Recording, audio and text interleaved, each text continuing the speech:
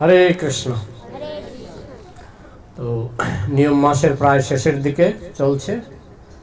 আগামী পূর্ণিমাতে, তাই তো, আগামী পূর্ণিমাতে নিয়ম মাস শেষ হবে। যারা একাদশীতে শুরু করেছিলেন তাদের একাদশীতে শেষ হবে, আর যারা আমাদের ইস্কনে পূর্ণিমাতে শুরু হয়, পূর্ণিমাতে শেষ হয়। তো শেষ 5টি দিনকে কি বলা হয়? ভীষ্ম পঞ্চক। ভীষ্ম পঞ্চক হচ্ছে, ভীষ্মদেবের কোনো পুত্রকন্যা ছিল না, তাই ভগবান শ্রীকৃষ্ণের কৃপায় তার যে শ্রাদ্ধ, পুত্রকন্যা না থাকলে শ্রাদ্ধ কে করবে?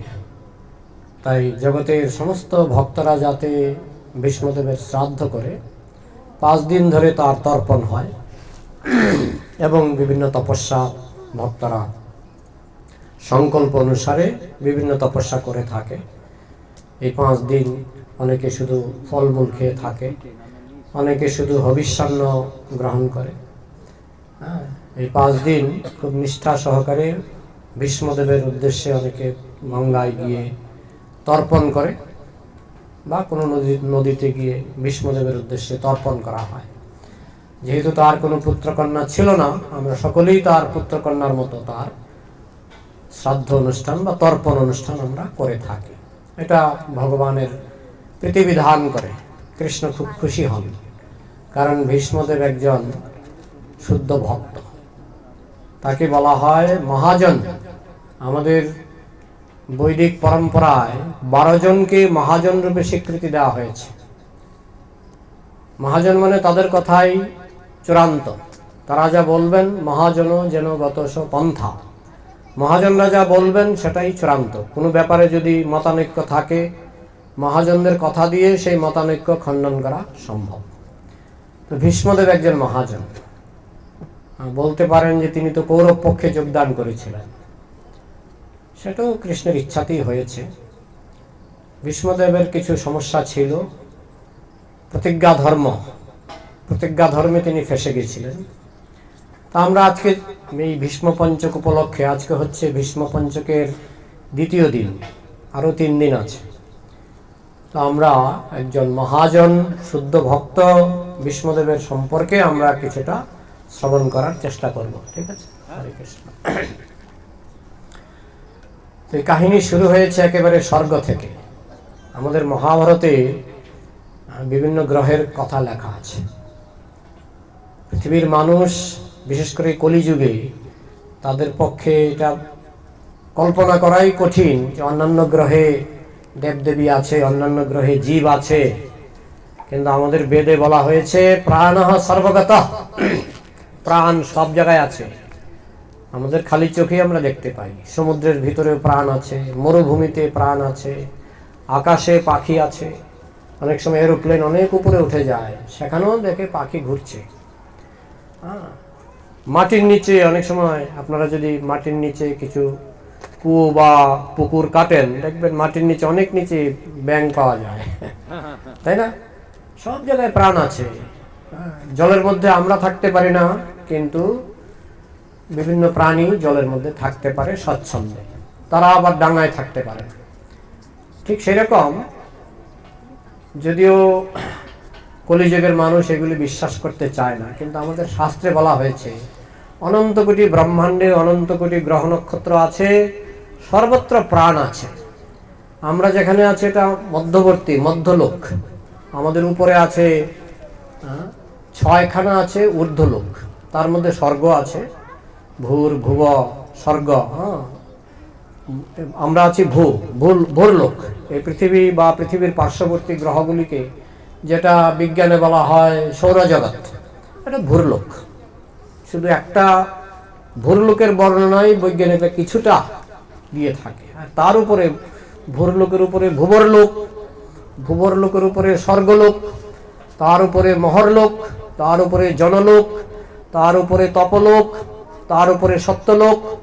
ওইসবের খোঁজ খবর বৈজ্ঞানিকরা জানে না। মানে এই নয় যেগুলি নেই, আমাদের মহাভারতে পরিষ্কার বর্ণনা আছে।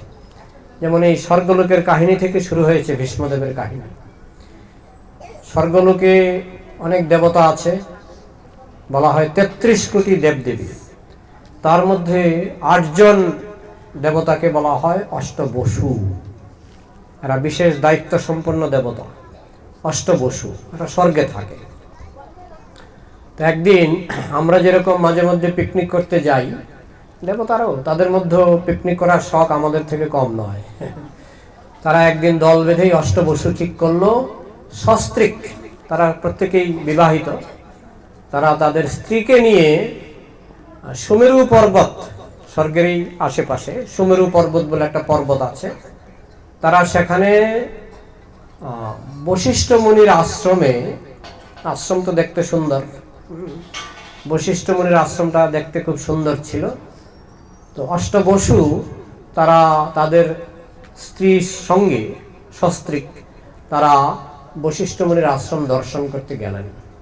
তখন বশিষ্ঠ মুনি আশ্রমে ছিলেন না। যাই হোক, তারা ঘুরে ঘুরে আশ্রম দেখলেন, অত্যন্ত সুন্দর, সেখানে অনেক সরোবর, ঝর্ণা, পাহাড়, সবকিছু দেখলেন ঘুরে ঘুরে। সেখানে একটা গাভী ছিল, সুরভি গাভী, তার নাম ছিল নন্দিনী। তো সেই গাভীটা অদ্ভুত ক্ষমতা সম্পন্ন, তার দুধ ছিল অত্যন্ত সুস্বাদু এবং এই গাভীটার অনেক মহিমা ছিল। তো ওই যে অষ্টবসু, তাদের মধ্যে একজনের নাম ছিল দু, দয় জফলা রস্যকার, দু একজনের নাম ছিল। কোনো কোনো পুরাণে তার নাম হয়, নাম লেখা আছে প্রভাস, কিন্তু মহাভারতে লেখা আছে দু। অনেকের একটা দুটো নাম থাকে, আমাদের মহাভারতে লেখা আছে দু। দু নামে একজন, ওই অষ্টবসুর মধ্যে একজন দু। তার স্ত্রী ওই নন্দিনী গাভীকে দেখে তার খুব পছন্দ হলো। বলছে গাভীটা তো খুবই সুন্দর এবং তার অনেক মহিমা, অনেক দুধ খেলে কোনোদিন কোনো অশান্তি হবে না, খুব আনন্দে থাকবে। যে নন্দিনী গাভীর দুধ খাবে সে অনেক দীর্ঘজীবী হবে, তার স্বাস্থ্যগত কোনো সমস্যা হবে না, চিরযৌবন লাভ করবে, ইত্যাদি ইত্যাদি অনেক মহিমা ওই গাভীটার ছিল। তখন দূর পত্নী বললেন যে গাভীটা আমাকে দাও। তখন তিনি দেখলেন যে বশিষ্ঠ মুনি তো আশ্রমে নেই, আর উনি অত গভীরভাবে ভাবেননি যে একটা গাভী এসে, উনি ওনার অনেক গাভী, এই গাভীটা যদি আমরা নিয়ে নিই তো হয়তো টেরও পাবেন না। অত গভীরভাবে চিন্তা না করেই আসলে সবটাই হয় কৃষ্ণের ইচ্ছায়। বিশেষ করে যখন উন্নত স্তরে কোনো ব্যক্তি কোনো ভুল করে, বুঝতে হবে ভুলটাও কৃষ্ণের ইচ্ছায়। কারণ যেমন অর্জুন ভুল করেছিলেন, তাই না? অর্জুন বলছিলেন আমি যুদ্ধ করবো না, এটা অর্জুনের ভুল ছিল। পরীক্ষিত মহারাজ ভুল করেছিলেন, তিনি মুনির গলায় সাপ ঝুলিয়ে দিয়েছিলেন, তাই না? এই ভুলগুলি কৃষ্ণের ইচ্ছায়। কারণ এই ভুলগুলি না করলে, অর্জুন যদি বিভ্রান্ত না হতেন, আমরা ভগবদ্গীতা পেতাম না। পরীক্ষিত মহারাজ যদি বিভ্রান্ত না হতেন, আমরা শ্রীমদ্ ভাগবত পেতাম না, তাই না? অনেক সময় কৃষ্ণ ইচ্ছা করেই ভক্তদেরকে ভুল করিয়ে দেয়, বিভ্রান্ত করিয়ে দেয়। এই জন্য চট করে ভক্তদের সমালোচনা করতে নাই, কারণ তার পেছনে অনেক সময় কৃষ্ণের হাত থাকে। তো যাই হোক, সেই দূর পত্নী যখন বললেন যে আমার এই গাভীটা চাই, তখন তার অষ্টবসু 8 জন, তো তাদের সঙ্গে পরামর্শ করলেন। তারা বললেন ঠিক আছে, নিয়ে নাও, ও বশিষ্ঠ মুনি সাধু মানুষ, অত কিছু ভাববে না, আর যদি জানতেও পারে ক্ষমা করে দেবে। ওরা কিন্তু অতটুকু গুরুত্ব দেয়নি। তখন 7 জন মিলে, 8 জন মিলে, 2 সহ 8 জন মিলে ওই গাভীটাকে তারা হরণ করলেন। তারপরে তারা তো চলে গেলেন গাভী নিয়ে, তাদের বাসস্থানে চলে গেলেন স্বর্গে। বশিষ্ঠ মুনি ফিরে আসলেন, এসে দেখেন তার নন্দিনী গাভীটা নেই। তখন তিনি প্রথমে কিছুক্ষণ খোঁজাখুঁজি করলেন, তারপরে ধ্যানে বসলেন। ধ্যানে বসে বুঝতে পারলেন যে অষ্টবসু, বিশেষ করে তার পত্নীর পরামর্শে এবং আরো বাকি 7 জন বসু মিলে আমার এই প্রিয় নন্দিনী গাভীকে হরণ করেছে। তখন সঙ্গে সঙ্গে অভিশাপ দিলেন। কি অভিশাপ? যেটা আমাদের কাছে মনে হবে আশীর্বাদ। বলছেন তোমাদের মনুষ্যকুলে জন্ম হবে। কত বড় অভিশাপ! আমরা মনুষ্যকুলে আছি না? আমাদের কাছে অভিশাপ মনে হচ্ছে, অভিশাপ মনে হচ্ছে।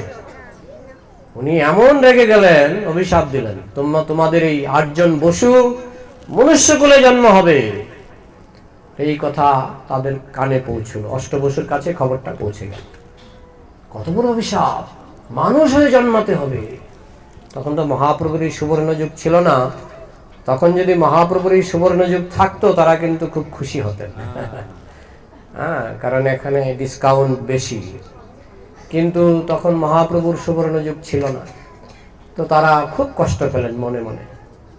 তারা সঙ্গে সঙ্গে দৌড়ে আবার বশিষ্ঠ মুনির আশ্রমে গেলেন, গিয়ে খুব কান্নাকাটি করলেন। তখন বশিষ্ঠ মুনি বললেন, ঠিক আছে, অভিশাপ যেহেতু আমার মুখ থেকে বেরিয়ে গেছে, তীর যখন ধনুক থেকে বেরিয়ে যায় তীরকে আর ফিরে আনা যায়?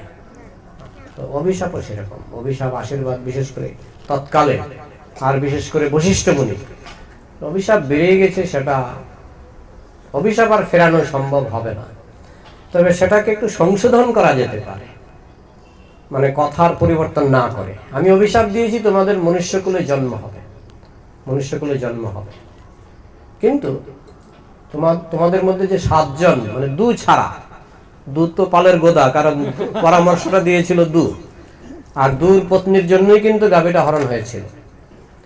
তো দু ছাড়া তোমাদের জন্মের পরে পরেই তোমরা স্বর্গে ফিরে আসবে, কিন্তু দুকে 100 বছর থাকতে হবে। তখন দুও খুব কান্নাকাটি করতে লাগলেন যে ক্ষমা করে দিন, অন্তত কিছুটা কমিয়ে দিন। যে ঠিক আছে, তুমি 100 বছর থাকবে, কিন্তু খুব দাপটের সঙ্গে থাকবে, মহাজন হয়ে থাকবে, এবং তুচ্ছ যৌন বাসনা তোমাকে প্রভাবিত করবে না, তুমি আজীবন ব্রহ্মচারী হয়ে থাকবে। এই কতগুলি আশীর্বাদও করে দিলেন। কিন্তু যেহেতু তিনি পরিকল্পনাটা তিনি দিয়েছিলেন, গরু হরণ করার পরিকল্পনাটা তিনি দিয়েছিলেন দু, তাই দুকে অভিশাপের বোঝা 100 বছর, মানুষের হিসাবে 100 বছর তাকে নিতে হবে, এটাই বশিষ্ঠ মুনি সিদ্ধান্ত দিলেন। তখন এই অষ্টবসু দৌড়ে গেলেন আবার গঙ্গা দেবীর কাছে। আমরা তো গঙ্গা দেবীকে দেখি জল, তাই না? দেখুন, মহাভারত বুঝতে গেলে অনেক গভীরে যেতে হবে আপনাকে। আমরা গঙ্গা দেবীকে দেখি জল, কিন্তু এই জলের পেছনে একজন অপূর্ব সুন্দরী স্বর্গের দেবী আছে, যার নিয়ন্ত্রণে গঙ্গা নদী চলছে। এটা শুধু পৃথিবীতে নয়, গঙ্গা নদী স্বর্গেও আছে, এই গঙ্গা নদী নিম্নলোকেও আছে। হ্যাঁ, নিচে অনেক গ্রহপুঞ্জ আছে, সেখানেও গঙ্গা নদী আছে।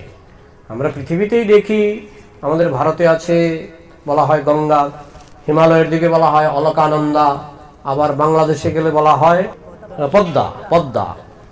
তাই তো এইভাবে আমরা দেখতে পাচ্ছি পৃথিবীতেই গঙ্গা বিভিন্ন জায়গায় বিভিন্ন নামে আছে। ঠিক তেমনি নিম্নলোকে গঙ্গা আছে। কিন্তু এত যে গঙ্গা স্বর্গ থেকে শুরু করে, ব্রহ্মলোক থেকে শুরু করে গঙ্গা প্রবাহিত হচ্ছে আকাশমার্গে, আমরা আকাশমার্গে দেখি না, আকাশমার্গ থেকে যখন নামে তখন আমরা দেখতে পাই। যেমন গুমুখে গেলে আপনি দেখবেন গঙ্গা আসছে, কিন্তু গুমুখে কোথা থেকে আসলো? আমাদের শাস্ত্রে বলছে স্বর্গ থেকে আকাশমার্গে এসে গুমুখে পতিত হয়েছে। তো এইসব কথা একমাত্র যারা শাস্ত্রে বিশ্বাসী তারাই স্বীকার করে, বাকিরা এগুলো বুঝতেও পারে না, মানেও না। যাই হোক, আমরা শাস্ত্র বিশ্বাসী, আমরা মানি। এই গঙ্গা যেটা আমরা জল রূপে দেখছি, সেই জলটা হচ্ছে গঙ্গার শক্তি। আসলে তিনি একজন দেবী। তো এই অষ্টবসু গঙ্গার সঙ্গে সাক্ষাৎ করলেন, গঙ্গাও স্বর্গনিবাসী। তো তারা বললেন, গঙ্গা দেবী কৃপা করে আমাদের একটা ব্যবস্থা করুন, কারণ আমাদের তো পৃথিবীতে মানুষ হয়ে জন্মগ্রহণ করতে হবে। তো বশিষ্ঠ মুনি বলছেন যে এই 7 জন তারা জন্মের পরে পরেই ফিরে আসতে পারবে, আর দু তাকে 100 বছর থাকতে হবে। তখন গঙ্গা দেবী বললেন, ঠিক আছে, আমি এই ব্যাপারে তোমাদেরকে সাহায্য করব। ঘটনা অনেক আগে থেকেই শুরু হয়েছিল। গঙ্গা দেবী স্বর্গে একবার নৃত্য করছিলেন, তখন স্বর্গের দেবতা ছিলেন একজন, ওনার নামটা আমার মনে নেই, কিন্তু উনি একজন স্বর্গের দেবতা। উনি নৃত্য দর্শন করতে গিয়ে গঙ্গা দেবীর প্রতি একটু আকৃষ্ট হয়েছিলেন। তখন ইন্দ্র বলেছিলেন যে তোমাদের মধ্যে যেহেতু মানুষের মতো আসক্তি দেখা যাচ্ছে, দেখুন স্বর্গের ব্যাপারটা একরকম, হ্যাঁ, সেখানকার আসক্তি আছে, কিন্তু সেখানকার আসক্তি অনেক সূক্ষ্ম। কিন্তু ওই গঙ্গা দেবীর প্রতি ওই যে স্বর্গের দেবতা তিনি যে আকৃষ্ট হয়েছিলেন, সেটা অনেকটা ইন্দ্রের কাছে মনে হয়েছিল এটা মানুষের মতো। ঠিক আছে, তোমাদের মনুষ্যলোকে জন্মগ্রহণ করতে হবে।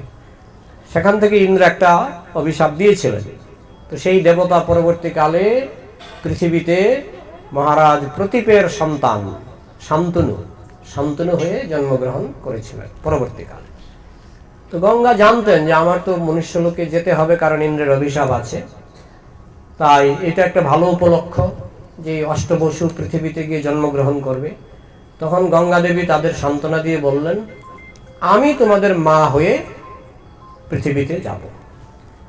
তার কিছুদিন পরে যখন শান্তনু মহারাজ যখন পৃথিবীর রাজা, তখন গঙ্গা দেবী তিনি একদিন শান্তনু মহারাজ শিকার করছিলেন ঘুরে ঘুরে। তখন গঙ্গা দেবী ওই জল থেকে উঠে আসলেন। তখন শান্তনু মহারাজ দেখলেন গঙ্গা দেবীকে দেখে তার মনে খুব আসক্তি জাগ্রত হলো। গঙ্গা দেবী অত্যন্ত সুন্দরী, একে তো স্বর্গের দেবী আর অনেক পবিত্র, পরম পবিত্র, সাধারণ মানবী নন। তো গঙ্গা দেবীর সৌন্দর্য দেখে মহারাজ শান্তনু খুব আকৃষ্ট হলেন, বিবাহের প্রস্তাব দিলেন। গঙ্গা দেবী তো জানেন আমি এসেছি সেই উদ্দেশ্যে, আমি এসেছি আমার অষ্টবসুকে উদ্ধার করতে হবে। তখন গঙ্গা দেবী বললেন, হ্যাঁ আমি বিবাহ করতে পারি, কিন্তু আমার কিছু কন্ডিশন আছে, কিছু শর্ত আছে। একটা শর্ত হলো যে আমি যা খুশি করব তুমি বাধা দিতে পারবে না। আসক্তি এমনই জিনিস, মহারাজ শান্তনু গঙ্গার সৌন্দর্য তো আসক্ত হয়েছেনই, প্রচন্ড আসক্ত হয়েছেন। পাশাপাশি তার যে পবিত্র চেহারা সেটাও তার প্রতি শুধু আসক্তি নয়, শ্রদ্ধাও তার হয়েছিল। গঙ্গার মতো পবিত্র দেবী, তার প্রতি শ্রদ্ধা হওয়াটাই স্বাভাবিক। তো শান্তনু মহারাজের একদিকে যেমন ছিল শ্রদ্ধা, অন্যদিকে ছিল আসক্তি তার সৌন্দর্যের প্রতি। তো তিনি দেখলেন, মনে মনে ভাবলেন কি আর বেশি আবদার করবে। মনে মনে ভাবলেন তেমন কোনো আবদার হয়তো করবে না। হ্যাঁ ঠিক আছে, আবদার করলে স্বামীর কর্তব্য স্ত্রীর আবদার পূরণ করা, সেটা নারদ মুনিও বলেছেন।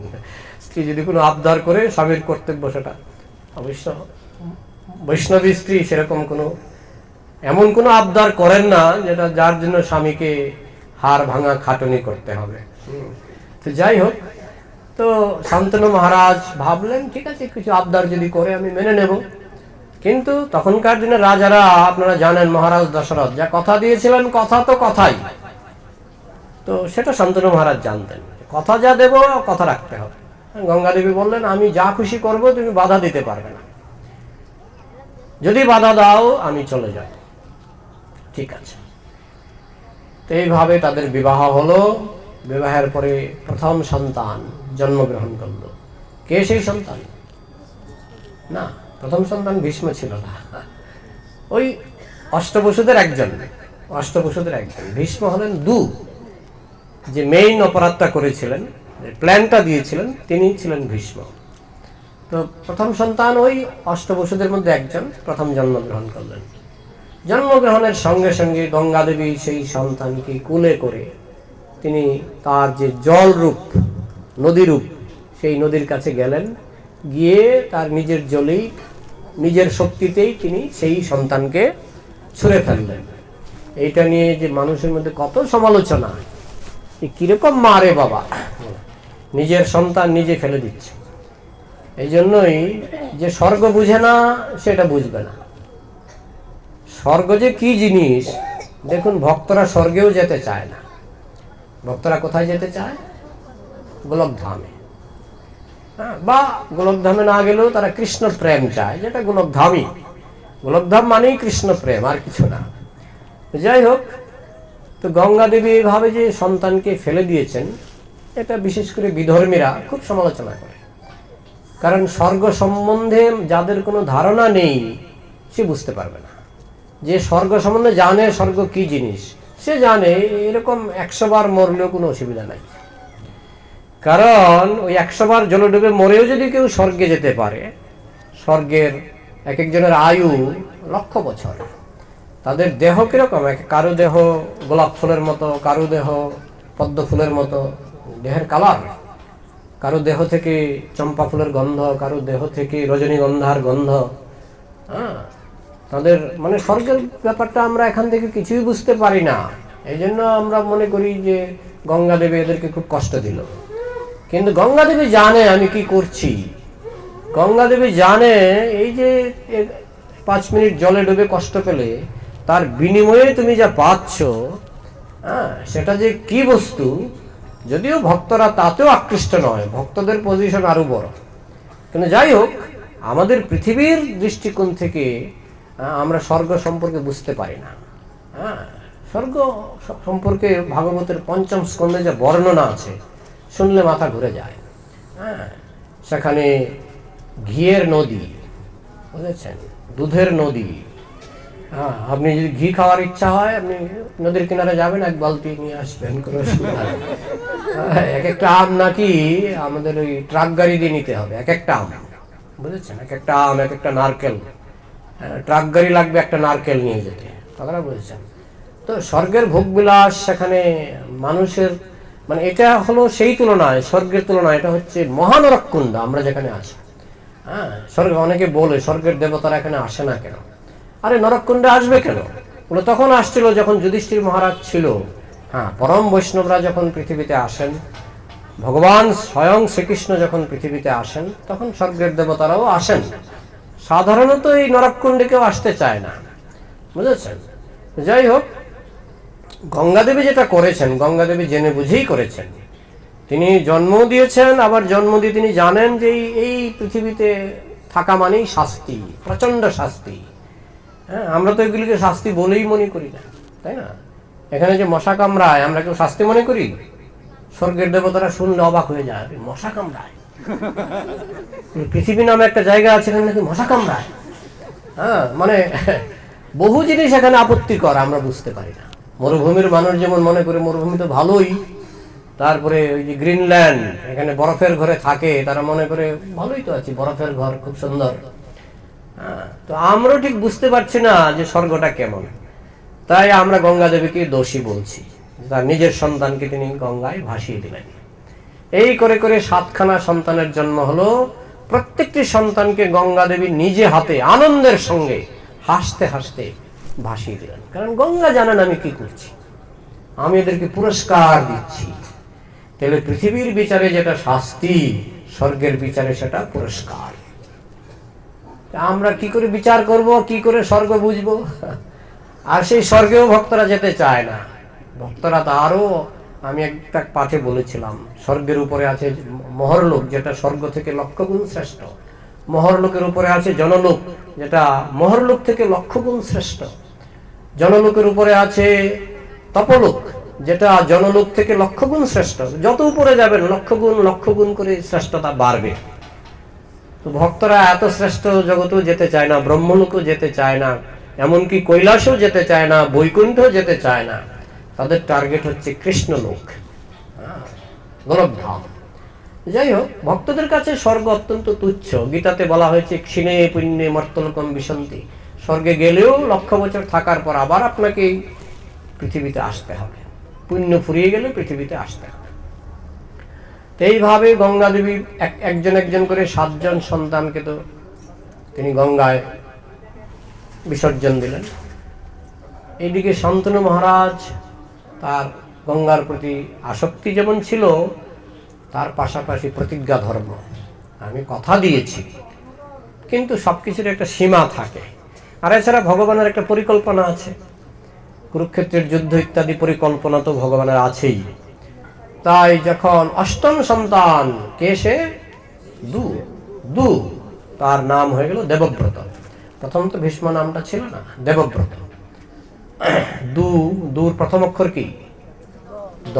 আর দেবব্রতের প্রথম অক্ষর দ। এটা হয় আমাদের দীক্ষার সময়। আমার আগের নামের প্রথম অক্ষর ছিল প, আমার প্রেমাঞ্জন, এখন ওই পটা রেখে দেওয়া হয়েছে, আপনারা বোধহয় তাই না? প্রথম অক্ষরটা থাকে। তো যাই হোক, এই যখন পৃথিবীতে জন্মগ্রহণ করলো, তার নাম হয়ে গেল দেবব্রত। তাকেও যখন গঙ্গা দেবী কুলে করে নিয়ে যাচ্ছে, গঙ্গা দেবী জানেন কৃষ্ণের ইচ্ছায় আর বশিষ্ঠ মুনির অভিশাপ তো আছে। দেখুন, অভিশাপটা পেল ভীষ্মদেব 100 বছর বেঁচে। তাহলে 100 বছর বাঁচাটা অভিশাপ না জলে ডোবাটা অভিশাপ? আপনারা বলুন দেখি। 100 বছর বেঁচে থাকাটা অভিশাপ, না জলে ডুবে হাবুডুবু খেয়ে, জল খেয়ে খেয়ে মরে যাওয়াটা অভিশাপ? 100 বছর বেঁচে থাকাটা এই মশার জগতে 100 বছর বেঁচে থাকাটা অভিশাপ, এটা আমরা বুঝতে পারি না। আমরা তো বেশ গুটিয়ে বসেছি, তাই না, জাকিয়ে বসেছি, তাই না। আমরা খুব ভালো করে প্ল্যান করেছি যে এখানে আমরা নিত্যকাল থাকবো, কিন্তু যারা বুঝে তারা জানে ছি ছি ছি নোংরা জায়গায় আবার কেউ থাকে, কিন্তু সেই জ্ঞান নাই বলে। ইংরেজিতে একটা কথা আছে, ইগনোরেন্স ইজ ব্লিস। অজ্ঞানতা, আমি চকলেটের গল্প শুনিয়েছিলাম না, হ্যাঁ, অজ্ঞানতা হলে সবই ঠিক আছে। তো আমরা অজ্ঞানে আছি বলে আমরা মনে করি পৃথিবীটা খুব সুখের জায়গা। পৃথিবী সুখের জায়গা নয়, দুঃখালয়ম অশাশ্বত।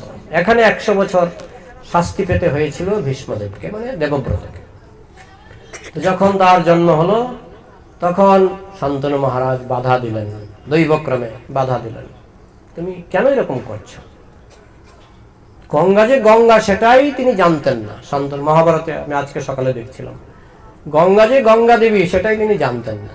তিনি বললেন, তুমি কে, তুমি কি মানুষ নাকি, তুমি এইভাবে তোমার নিজের সন্তানদেরকে জলে ভাসিয়ে দিচ্ছ। তখন গঙ্গা দেবী বললেন, মহারাজ আপনি পুরো কাহিনীটা শুনলে বুঝতে পারবেন। তখন গঙ্গা দেবী নিজ মুখে ওই বশিষ্ঠ মুনির আশ্রমে যে অষ্টবসু বেড়াতে গিয়েছিলেন পিকনিকে, সেখান থেকে সব শোনালেন।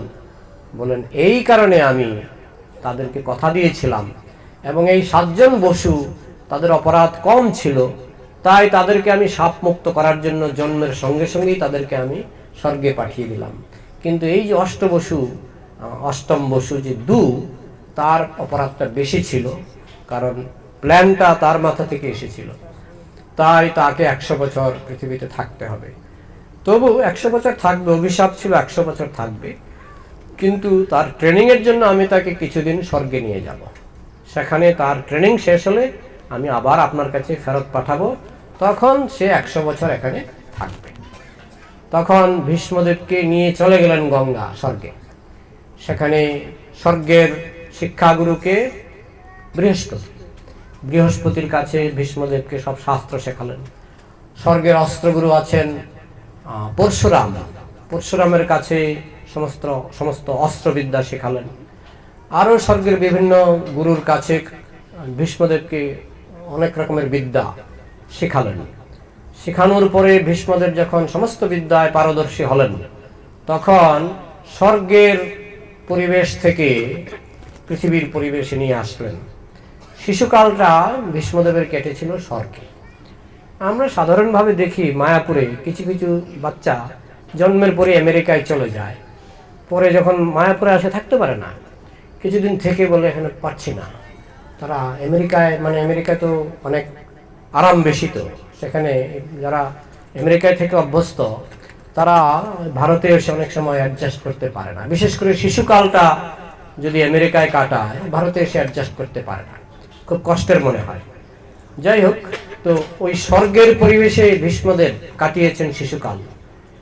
পৃথিবীতে এসে অ্যাডজাস্ট করার কথা নয়, কিন্তু অভিশাপগ্রস্ত মার আদেশ, তোমাকে এখন থাকতে হবে পৃথিবীতে, তোমাকে 100 বছর থাকতে হবে। তো এইভাবে গঙ্গা দেবী তার সন্তানকে শান্তনু মহারাজের হাতে সমর্পণ করলেন। বিস্তারিত বললে অনেক সময় লাগবে, আমি জাস্ট জিস্ট বলছি। গঙ্গা দেবী যখন নিয়ে আসলেন, তখন ভীষ্ম, তখন দেবব্রত নাম, তিনি গঙ্গার উপরে তীর নিক্ষেপ করে একটা ফারাক্কা বাঁধের মতো বাদ দিয়ে দিয়েছিলেন, তীর নিক্ষেপ করে, কিরকম অস্ত্র বিশারদ ছিলেন। তখন শান্তনু মহারাজ দৈবক্রমে সেখানে গিয়ে দেখলেন এই গঙ্গার জল আটকে আছে, একদিকে শুকিয়ে গেছে, এত বড় তীরন্দাজ। তখন গঙ্গা দেবী ভীষ্মদেবকে দেবব্রতকে নিয়ে আসলেন, তোমারই সন্তান, বড় হয়ে গেছে। তখন মহারাজ শান্তনু তার সন্তানকে গ্রহণ করলেন, এবং কিছুদিনের মধ্যেই দেবব্রত যুবক হয়ে গেলেন। যথাসময়ে তাকে যুবরাজ বলে ঘোষণা করলেন, যুবরাজের অভিষেকও হয়ে গেল। তারপরে এইদিকে শান্তনু মহারাজ গঙ্গা তো চলে গেছেন। দেখুন এই দেবব্রতের জীবনটা কেমন। শিশুকালে মাকে যখন পেয়েছেন বাবাকে পাননি, আবার বাবাকে যখন পেলেন মাকে পাননি, মা আবার চলে গেছে স্বর্গে, তাই না? একসঙ্গে বাবা মার স্নেহ তিনি পাননি। এইভাবে ভীষ্মদেবের দেবব্রতের যখন অভিষেক হয়ে গেল, তখন শান্তনু মহারাজ তিনি তখন একাকী, তার পত্নী চলে গেছে, তিনি একদিন নদী পার হচ্ছিলেন, তিনি দেখলেন একজন অপূর্ব সুন্দরী কন্যা, অপূর্ব সুন্দরী মাতাজি নৌকা বাইছে। তো রাজা এমনিতেই তার স্ত্রী চলে গেছেন, আর তার বয়স তখন তত হয়নি, তিনি আকৃষ্ট হলেন সেই কন্যার প্রতি, সত্যবতীর প্রতি আকৃষ্ট হলেন। এবং তার সত্যবতীর বাবাকে খুঁজে বের করলেন। বাবা ছিলেন ধীবররাজ। তখনকার দিনে প্রত্যেক গোষ্ঠীর একটা রাজা ছিল, যেমন নন্দ মহারাজ ছিলেন যারা গরু পালতো তাদের রাজা, মানে গোয়ালাদের রাজা ছিলেন নন্দ মহারাজ। আর ওই সত্যবতীর বাবা ছিলেন ধীবররাজ। ধীবর মানে যারা মাছ ধরে।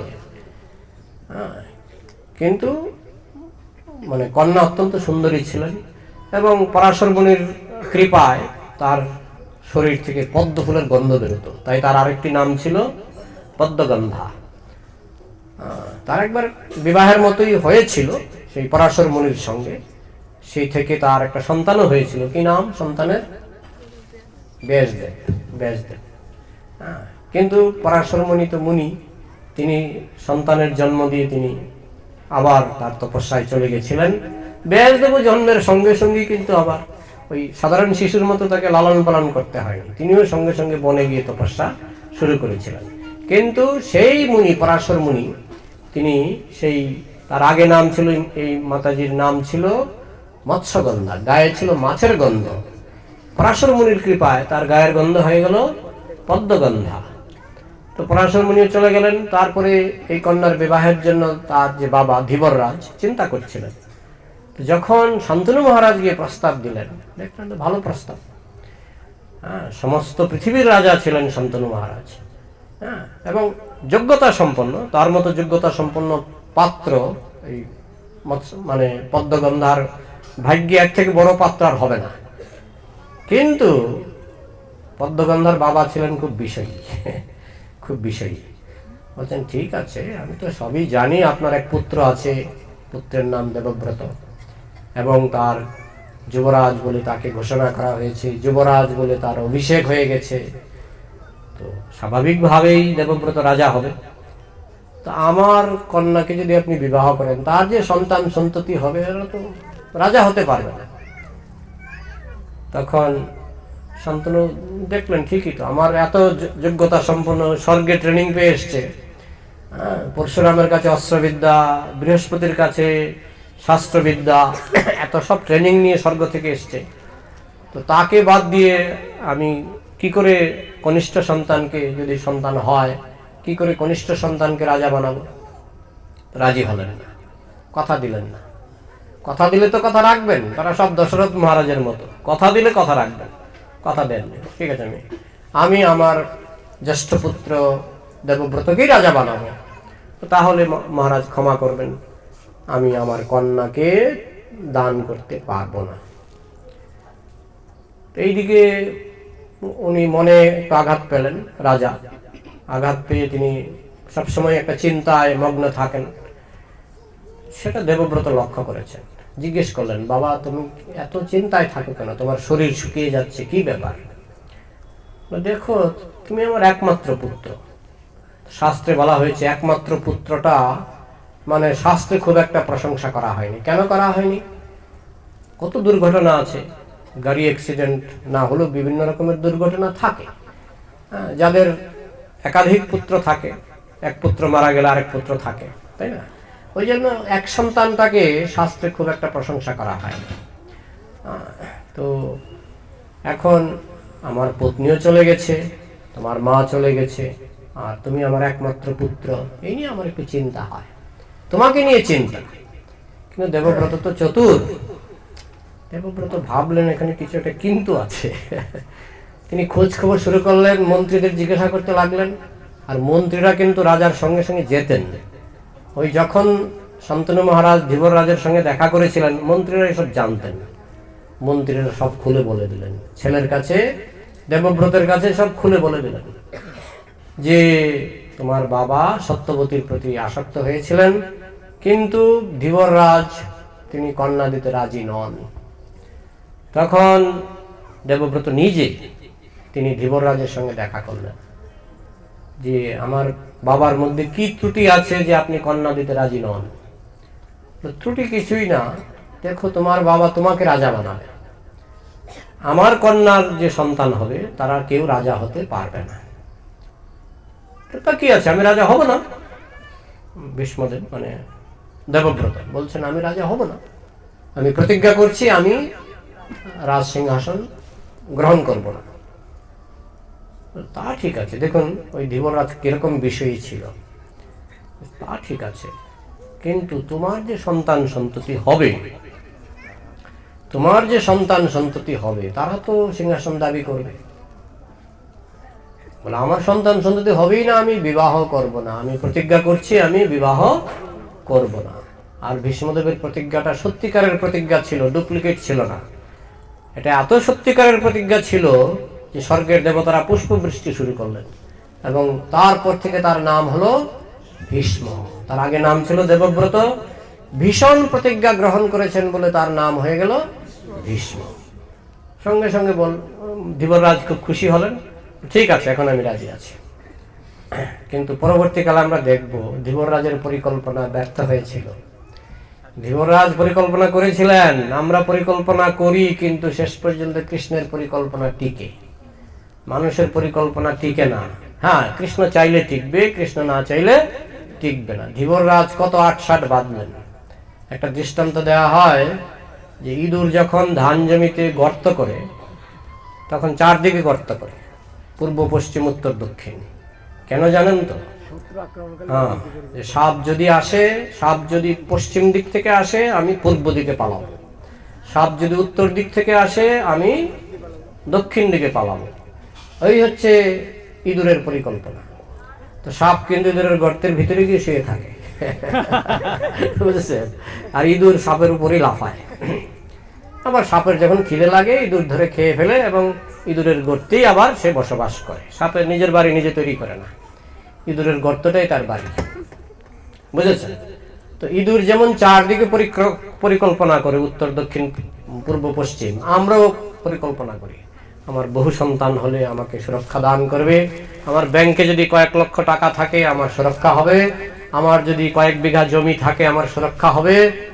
কিন্তু শেষ পর্যন্ত দেখা যায় কৃষ্ণের পরিকল্পনায় টিকে। আপনি হাজার পরিকল্পনা করে, আমি দেখেছি কোটিপতি একদিন দেখি হোটেলে গিয়ে ভাত খাচ্ছে, কি ব্যাপার, বাড়িতে অশান্তি। মানে এত কোটিপতি হয়েও হোটেলে গিয়ে খাচ্ছে, বাড়িতে অশান্তি। যাই হোক, কোনো পরিকল্পনাই টিকে না। যখন কৃষ্ণ যদি সাহায্য করে।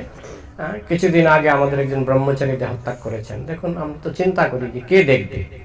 সেই ব্রহ্মচারীকে দেখার জন্য যা ব্যবস্থা করা হয়েছিল ইসকন থেকে, কোনো ব্যক্তি বিশেষ যদি সে নিজের ঘরে থাকতো, পিতামাতার সঙ্গে থাকতো, সেই রকম যত্ন আরতি পেত না। আমাদের ছিল প্রভুপাদ, তার দেহত্যাগের সময় যেভাবে তার যত্ন করা হয়েছিল, ও তিনি গৃহে থাকলে এই যত্ন কোনোদিনও পেতেন না, বুঝেছেন? তো যাই হোক, ভগবানের উপর নির্ভর করলে ভগবান তার দেখাশোনা করে। তো ধীবররাজ তিনি তো ভাবছিলেন আমি ব্রেইন খাটিয়ে, বিষয় বুদ্ধি খাটিয়ে আমি এমন প্ল্যান দিয়েছি যে আমার মেয়ের সন্তানরাই রাজা হবে। পরবর্তীকালে কি হলো? হ্যাঁ, পরবর্তীকালে তার দুটো সন্তান হয়েছিল, বিচিত্র বীর্য আর চিত্রাঙ্গদ। মানে এই সত্যবতীর গর্ভে শান্তনু মহারাজের আরো দুজন পুত্র হয়েছিল, বিচিত্র বীর্য আর চিত্রাঙ্গদ। চিত্রাঙ্গদ তার যৌবনে তিনি একবার গন্ধর্বদের সঙ্গে যুদ্ধ করতে গেলেন, গিয়ে সেখানেই যুদ্ধে মারা গেলেন। তো বাকি রইল বিচিত্র বীর্য। হ্যাঁ, বিচিত্র বীর্যের বিবাহের কাহিনীটা একটু বলি। বিচিত্র বীর্যের যখন বিবাহের বয়স হলো তখন বিচিত্র বীর্য সেরকম বীর ছিলেন না, কিন্তু বীর ছিলেন ভীষ্মদেব। ভীষ্মদেব বললেন কোনো চিন্তা করো না, তোমার জন্য আমি কন্যা এনে দেব। তখন ওই কাশীরাজের 3 কন্যা, অম্বা, অম্বিকা, অম্বালিকা, এই 3 কন্যার তখন স্বয়ম্বর সভা হচ্ছিল। তো ক্ষত্রিয়দের একটা বিধান ছিল যে কেউ যদি বীরত্বের মাধ্যমে কোনো কন্যাকে, আরে কন্যারাও সেটা চাইতেন, তারা চাইতেন কোনো বীরের স্ত্রী হতে। তো যাই হোক, ওই আমাদের ভীষ্মদেব তিনি কাশীরাজের রাজপ্রাসাদে গেলেন, স্বয়ম্বর সভায় গিয়ে বললেন যে এই 3 জন কন্যাকে আমি নিয়ে যাচ্ছি। তখন অন্যান্য রাজারা বাধা দিয়েছিলেন, বিশেষ করে বাধা দিয়েছিলেন শাল্য। শাল্য তিনি ওই যে জ্যেষ্ঠা কন্যা অম্বা, জ্যেষ্ঠা কন্যা অম্বার সঙ্গে তার মানে ভালোবাসা ছিল, তো শাল্য খুব বাধা দিয়েছিলেন। কিন্তু ভীষ্মদেবের কাছে সব রাজারাই পরাজিত হলেন। তখন ভীষ্মদেব অম্বা, অম্বিকা, অম্বালিকা এই 3 কন্যাকে নিয়ে চলে আসলেন। এসে বললেন যে এবার তোমরা বিচিত্র বীর্যকে বিবাহ করো। তখন অম্বা বললেন, দেখুন আমি শাল্যকে ভালোবাসি, শাল্য আমার জন্য যুদ্ধ করেছিল, কিন্তু তখন আমি বলার সুযোগ পাইনি, আমাকে শাল্যের কাছে ফিরিয়ে দিন। তখন ভীষ্মদেব সঙ্গে সঙ্গে, দেখুন যদিও স্বয়ম্বর ইত্যাদি হতো, কিন্তু নারীর ইচ্ছার বিরুদ্ধে কিছু করা হতো না। তিনি যেই মাত্র বললেন যে আমি শাল্যকে ভালোবাসি, আমি বিচিত্র বীর্যকে বিবাহ করব না, তার ইচ্ছার মর্যাদা রক্ষা করে সঙ্গে সঙ্গে তাকে শাল্যের কাছে পাঠিয়ে দেওয়া। শাল্য বললেন, যখন শাল্যের সঙ্গে দেখা করলেন, যে আমি যুদ্ধে পরাজিত হয়েছি, আর তোমাকে ইতিমধ্যেই ভীষ্মদেব হরণ করে নিয়ে গেছেন, আমি তোমাকে বিবাহ করব না। এটা আমার বিচারে শাল্যের একটু ভুল ছিল, শাল্য ইচ্ছা করলে গ্রহণ করতে পারতেন, শাল্য কিন্তু প্রত্যাখ্যান করলেন। তখন অম্বা তিনি নিরুপায়, কি করবেন, বিচিত্র বীর্যকে আমি বিবাহ করব না, তবে আমার ভীষ্মদেবের বীরত্ব পছন্দ হয়েছে এবং ভীষ্মদেবের সৌন্দর্য এবং সবকিছুই তার আমার পছন্দ হয়েছে, আমি ভীষ্মদেব যেহেতু হরণ করেছে, আমি ভীষ্মদেবকে বিবাহ করতে পারি। তিনি এসে ভীষ্মদেবকে বললেন, শাল্য আমাকে গ্রহণ করেনি। তখন ভীষ্মদেব বললেন, তাহলে তুমি বিচিত্র বীর্যকে বিবাহ করো। উনি বললেন, না, আমি আপনাকে বিবাহ করতে চাই। তখন ভীষ্মদেব বললেন, তুমি তো জানো না, আমি একটা প্রতিজ্ঞা গ্রহণ করেছি, আমি আজীবন ব্রহ্মচারী থাকব। বললো, এসব আমি জানি না, আমি তোমাকেই বিবাহ করতে চাই। ভীষ্মদেব বললেন, আমার জীবন যাবে কিন্তু প্রতিজ্ঞা যাবে না। তখন আম্মা মনে খুব কষ্ট পেলেন। কষ্ট পেয়ে তিনি সত্যবতীর সঙ্গে সাক্ষাৎ করলেন যে আপনার ছেলেকে আদেশ করুন যেন আমাকে বিবাহ করে। তখন সত্যবতী আদেশ করলেন, ভীষ্ম তুমি এই অম্বাকে বিবাহ করো, মাতৃ আদেশ। তখন ভীষ্ম বললেন, মা তুমি তো জানো আমি কেন ব্রহ্মচর্য ব্রত, কেন ব্রহ্মচর্য প্রতিজ্ঞা গ্রহণ করেছিলাম, তোমার জন্য, তোমার জন্য আমি ব্রহ্মচর্য প্রতিজ্ঞা গ্রহণ করেছিলাম। আজকে তুমি আমার প্রতিজ্ঞা ভঙ্গ করাতে চাইছো, আমি মাতৃ আদেশ লঙ্ঘন করলাম। এইভাবে ভীষ্মদেব মার আদেশ পালন করলেন না। তখন অম্বা দেখলেন না, মার আদেশ লঙ্ঘন করে দিল। তখন তিনি গেলেন গুরুদেবের কাছে, পরশুরামের কাছে। অম্বা গেলেন পরশুরামের কাছে যে আপনার শিষ্যকে আদেশ করুন, মার আদেশ লঙ্ঘন করেছে, গুরুর আদেশ তার লঙ্ঘন করতে পারবে না। তখন পরশুরাম বললেন, ভীষ্মদেবকে ডেকে পাঠান, বললেন তুমি অম্বাকে বিবাহ করো, এটা গুরুর আদেশ। তখন ভীষ্মদেব বললেন, গুরুদেব ক্ষমা করবেন, আমি প্রতিজ্ঞা করেছি আমি আজীবন ব্রহ্মচারী থাকব, আমি আমার প্রতিজ্ঞা ভঙ্গ করতে পারবো না। তখন গুরুদেব বললেন, পরশুরাম বললেন, আমি তোমাকে তো এইভাবে ছাড়বো না, তোমার সঙ্গে আমার যুদ্ধ হবে। তো এইভাবে যুদ্ধ শুরু হলো। যুদ্ধের আগে ভীষ্মদেব গুরুদেবের অনেক বন্দনা করলেন, তাকে প্রণাম করলেন। প্রণাম করে যুদ্ধ শুরু হলো। যুদ্ধে আর ভীষ্মদেবকে গুরুদেব নিজেই তাকে আর পরাস্ত করতে পারছেন না।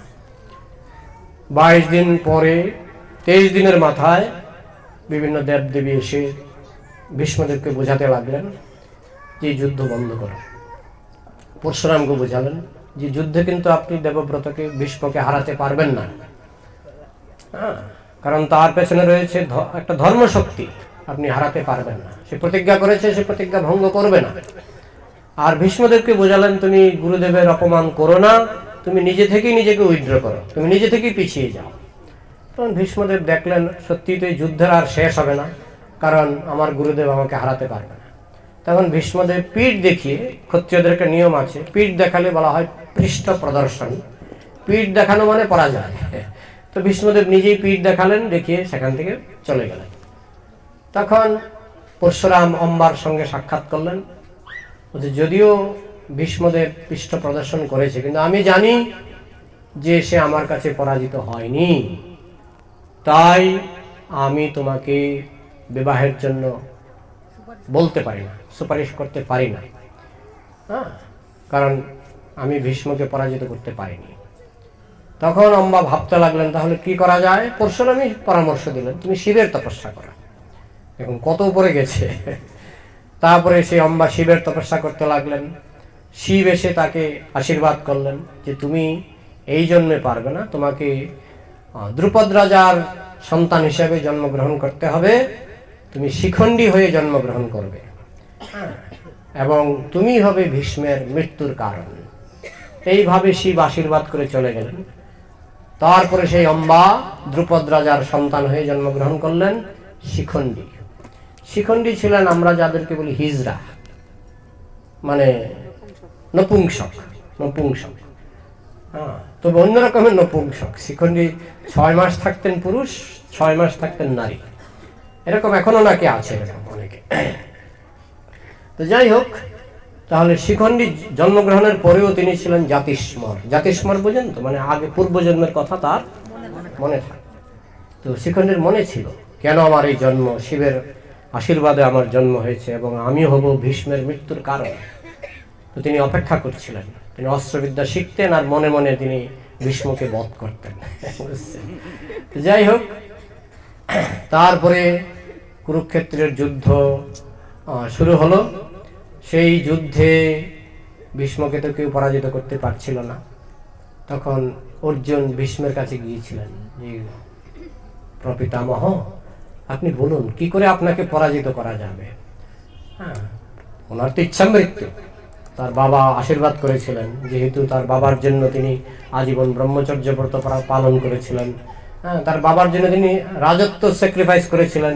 তিনিই ছিলেন আসলে হস্তিনাপুরের রাজা, কিন্তু প্রতিজ্ঞার কারণে তিনি হস্তিনাপুরের সিংহাসনে বসতে পারেননি। তিনি আরেকটা প্রতিজ্ঞা করেছিলেন যে হস্তিনাপুরের সিংহাসনে যেই বসুক আমি তাকে সুরক্ষা দান করব। তার মানে গুন্ডা বদমাশও যদি বসে আমি তাকে সুরক্ষা দান করব, যার জন্য পরবর্তীকালে গুন্ডা বদমাশই বসেছিল, কিন্তু সুরক্ষা দান করতে হয়েছিল ওই প্রতিজ্ঞা রক্ষার কারণে। তো কুরুক্ষেত্রের যুদ্ধে তাকে তো হারানো যাচ্ছিল না।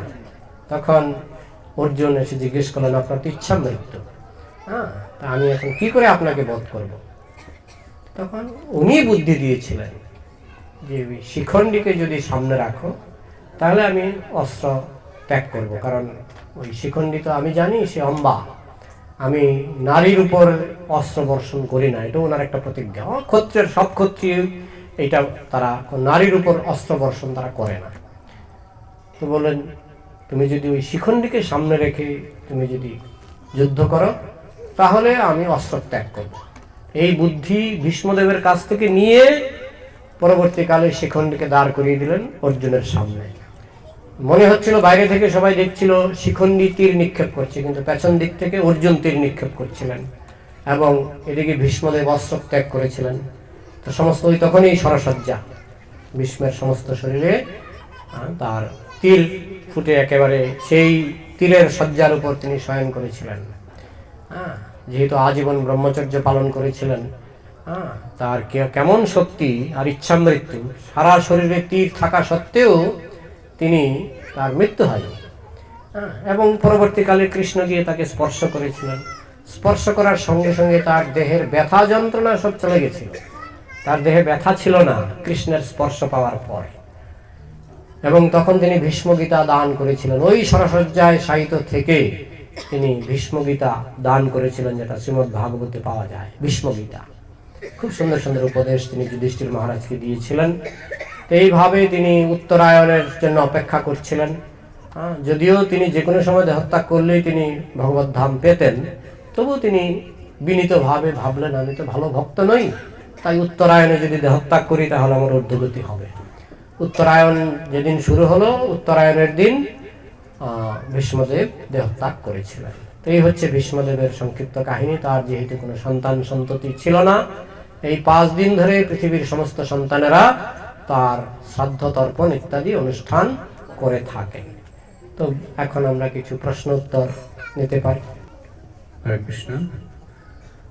প্রভু ভীষ্ম পঞ্চক কি ভীষ্মদেবের কাহিনী মহাভারত থেকে বললেন খুব সংক্ষেপে এবং সরলভাবে।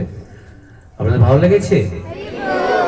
আপনাদের মনে যদি কোনো প্রশ্ন থাকে, প্রভু যে আলোচনা করলেন তার উপরে, তাহলে সেই প্রশ্ন করতে পারেন, উনি উত্তর দেবেন। হ্যাঁ, হ্যান্ড মাইক পাঠিয়ে দিন।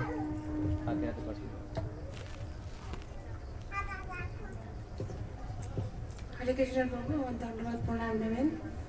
আমরা আজ আপনার কাছ থেকে ভীষ্ম পঞ্চক ব্রতের অনেক কিছু জানতে পেরেছি।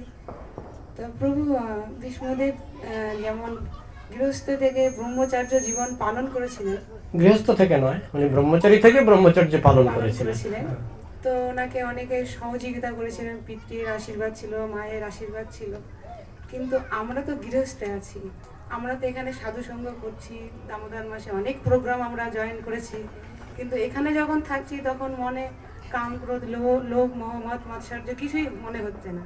কিন্তু এখান থেকে যখন বাড়িতে যাচ্ছি তখন তো আমাদের এই স্বরূপও আমাদেরকে আকৃষ্ট করছে।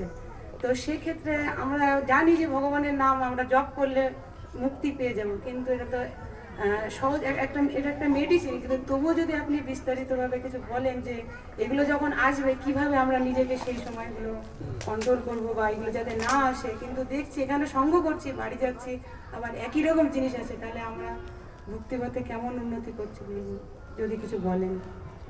আর সবটাই নির্ভর করে ম্যাচুরিটির উপরে। ম্যাচুরিটি বোঝেন তো? একটা আম যখন একদম ছোট থাকে, মুখে দিলে আমরা বলি কোষ্টি, না? কোষ্টি মানে কি? কষা। খাওয়া যায়?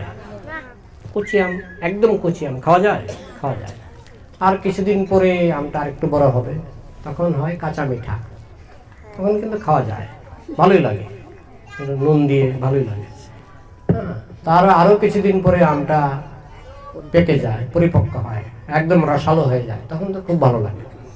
তো ভক্তিটা এরকম, ভক্তিটা প্রথম দিকে একটু কষা কষ্টি থাকে, ভালো লাগে না, শুনতেও ভালো লাগে না, আচরণ করতেও ভালো লাগে না, প্রথম দিকে একটু কষ্টি থাকবে। তারপরে আস্তে আস্তে যখন একটু ভক্তিটা পেকে যাবে, একটু কাঁচা মিঠা, তখন একটু একটু ভালো লাগবে। আর ভক্তি যখন পরিপক্ক হয়ে যাবে তখন একদম পাকা হিমসাগর, বুঝেছেন, তখন খুব ভালো লাগবে। তো এটা হচ্ছে ম্যাচুরিটির প্রশ্ন, ডিগ্রির প্রশ্ন। আপনার ভক্তিটা কোন ডিগ্রিতে আছে? যদি ভক্তি কাঁচা ডিগ্রিতে থাকে, মানে কষ্টি আমের মতো, তখন একটু মানে উন্নতি কম হবে। কিন্তু যখন ভক্তি যখন আপনার পরিপক্ক হবে তখন কিন্তু মজা পাবেন, আনন্দ পাবেন। আর সেই উচ্চতর আনন্দ পেলে নিম্নতর দেহ সুখ আপনাকে আর আকর্ষণ করবে না। সেই জন্য তো মূল্য দিতে হবে, মূল্য দিতে হবে। সেই জন্যই সাধন ভজন করে আমাদের ভক্তিটাকে পাকিয়ে নিতে হবে যত তাড়াতাড়ি সম্ভব। বোঝা গেল? হরে কৃষ্ণ।